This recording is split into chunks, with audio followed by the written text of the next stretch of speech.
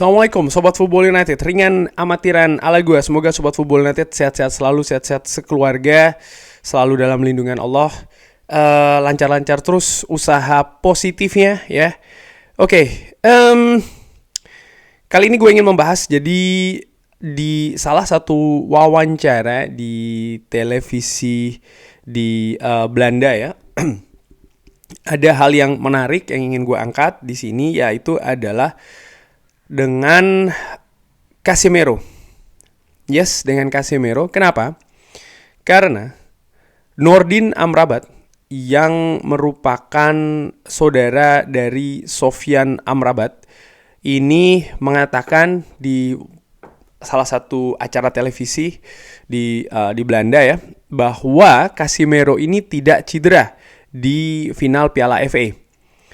Ketika dia mengetahui dia tidak akan menjadi starter, dia lalu memilih ya untuk lebih berada di bangku penonton daripada di bangku cadangan. Dan menurut Nordin Amrabat, Nordin Amrabat yang merupakan saudara dari Sofyan Amrabat ini, Casemiro ini sebenarnya bisa untuk bermain.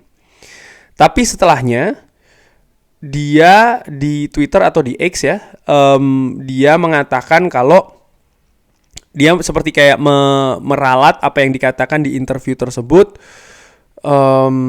kalau ya itu hanya spekulasi ya.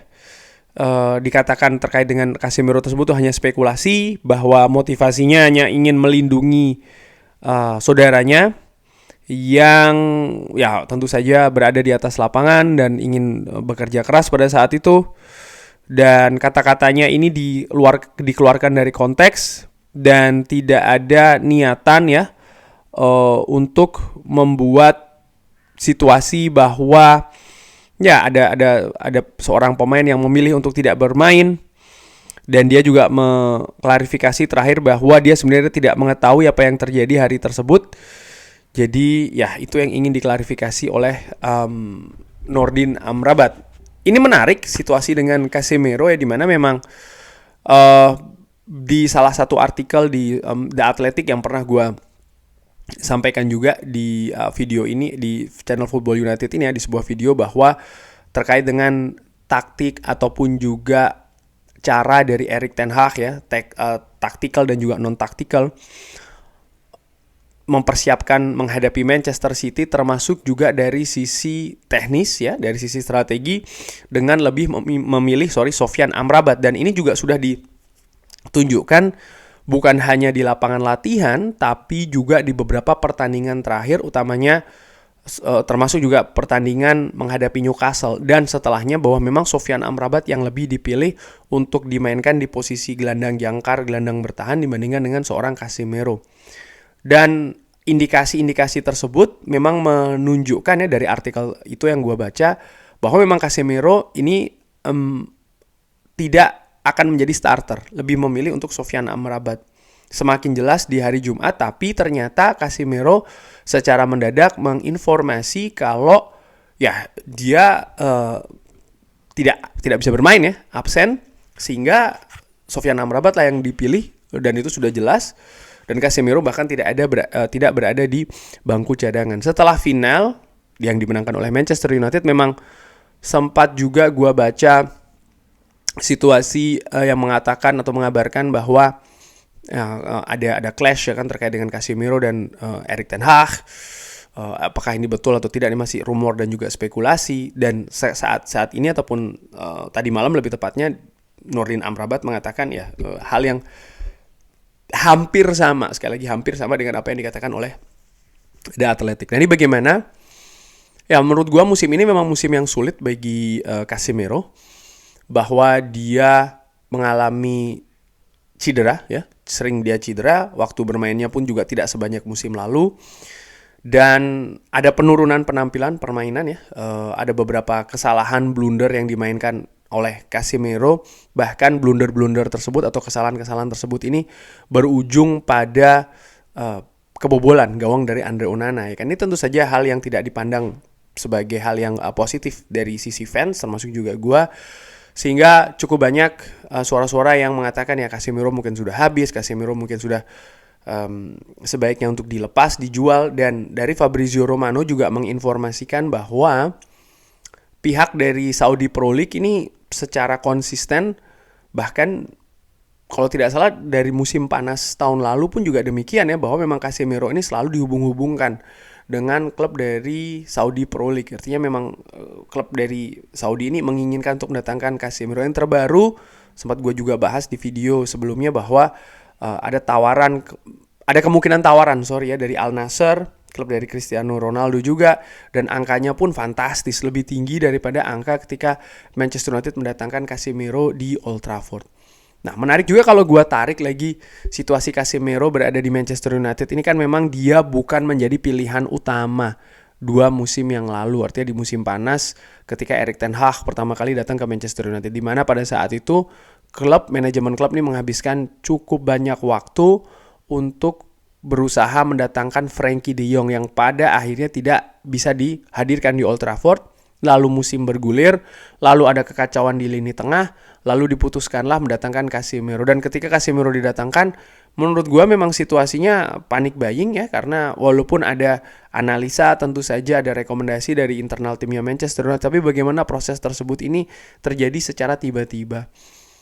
Pada saat itu memang Casemiro pun juga tidak langsung mendapatkan menit bermain yang tinggi, dia lebih banyak didudukan di bangku cadangan, bahkan ada persaingan dengan Scott McTominay ya kan, kalau Sobat Football United ada yang sedikit lupa pada saat itu, bahkan ada spekulasi yang juga menyebutkan atau pendapat-pendapat ya bahwa setelah datangnya Casemiro nih, Scott McTominay justru tampil bagus ya kan di pertandingan-pertandingan tersebut di awal-awal musim, terutama setelah Manchester United berhasil kembali dari periode kekalahannya, dan itu terhenti ketika Scott McTominay cedera. Lalu Casemiro yang mengambil alih posisi, dan ya setelahnya dia memang tampil lebih fantastis, lebih konsisten juga di lini tengah Manchester United. Tentu saja Casemiro merupakan pemain dengan kualitas bagus, dia juga punya karakter yang bagus ya. Bahkan ya walaupun masih 1-2 musim dia sudah pernah menjabat kapten di Manchester United, kalau tidak salah ini menunjukkan bahwa memang karakter dia tuh bagus gitu loh. Tapi situasinya bagaimana di musim panas? Gue menilai kalau ada tawaran yang besar, nampaknya Casemiro akan dilepas sih oleh Manchester United ya. Dan ini tanpa melihat menurut gue siapa yang akan menjadi manajer atau pelatih dari Manchester United untuk musim depan. Apakah Erik ten Hag ataukah nama lain? Menurut gue ada kemungkinan Casemiro dilepas kalau memang ada proposal yang bagus datang ke Old Trafford untuk mengambil Casemiro. Karena gue menilai, bermain di Liga Inggris ini tuntutan dari sisi fisik itu sangat tinggi, dan posisi dari Casemiro juga kalau melihat dari situasi 4-1-4-1 ataupun juga 4-2-3-1 ini memang membutuhkan kesiapan fisik yang juga konsisten. Dan melihat situasi dari Casemiro yang musim lalu cukup panjang cederanya, dan ketika ditampilkan pun tidak maksimal, ada penurunan jelas kalau dibandingkan dengan 2 musim yang lalu. Dan ini kalau gue lihat agak sedikit lebih luas ya, juga akan terjadi di Rafael Varane misalnya, yang sama-sama tampil bagus, memiliki pengalaman juara di Real Madrid, tapi ketika datang ke Manchester United memang, ataupun di Liga Inggris ya, memang tuntutan fisik inilah yang membuat tantangan itu semakin besar. Dan dilihat dari faktor usia misalnya, ini juga bisa menjadi penghalang dari penampilan yang diharapkan bisa bagus secara konsisten. Melihat juga Casemiro ini memiliki gaji yang cukup tinggi, lalu Ineos nampaknya juga ingin melakukan penghematan supaya situasi financial fair play lebih aman, di samping juga mempersiapkan budget untuk mengelola sisi football operation dari Manchester United. Sekali lagi menurut gue akan sangat besar peluang Casemiro ini dilepas di musim panas nanti kalau memang ada proposal yang menarik, yang bagus datang ke Manchester United. Di berita lainnya ya, sekaligus juga gue sampaikan ini masih dari Fabrizio Romano. Ini menyebutkan bahwa Omari Forson pemain muda ini akan dilepas oleh Manchester United, pemain yang memiliki debut musim ini, memiliki 4 kali penampilan bersama dengan Manchester United musim ini. Dilepas secara free transfer ya, karena kontraknya akan selesai di bulan Juni.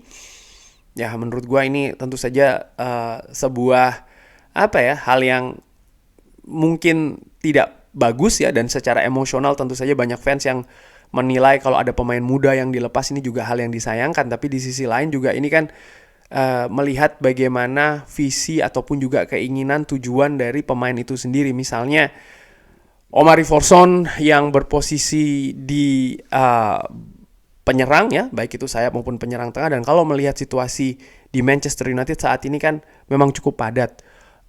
Di faktor sayap saja ada Garnacho ya kan, masih belum jelas situasi dengan Marcus Rashford. Lalu di kanan tentu saja ada Amad Diallo, ada Anthony, belum lagi Mason Mount yang bisa juga dimainkan di sayap.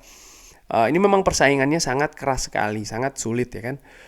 Tergantung dia memang visinya pemain ini seperti apa, proyeksinya, apakah dia memang bisa setuju dengan menjadi pilihan keempat, kelima ataupun bahkan keenam. Dan kalau melihat posisi striker tengah ini jelas lebih keras lagi. Ada Rasmus Højlund yang memang sudah diplot akan menjadi striker utama dan akan didatangkan pemain lain ya kan, apakah pemain muda atau pemain yang lebih senior. Ini kan juga sedang akan diproses oleh Manchester United di musim panas nanti. Artinya memang peluang dari Omari Forson untuk mendapatkan menit bermain yang lebih besar, yang lebih tinggi, ini nampaknya sangat kecil sekali. Dan kalau memang itu yang diinginkan oleh Omari Forson, jelas ini bukan situasi yang yang mungkin bisa diakomodir oleh Manchester United. Mau siapapun manajernya, menurut gue ini akan menjadi hal yang sulit.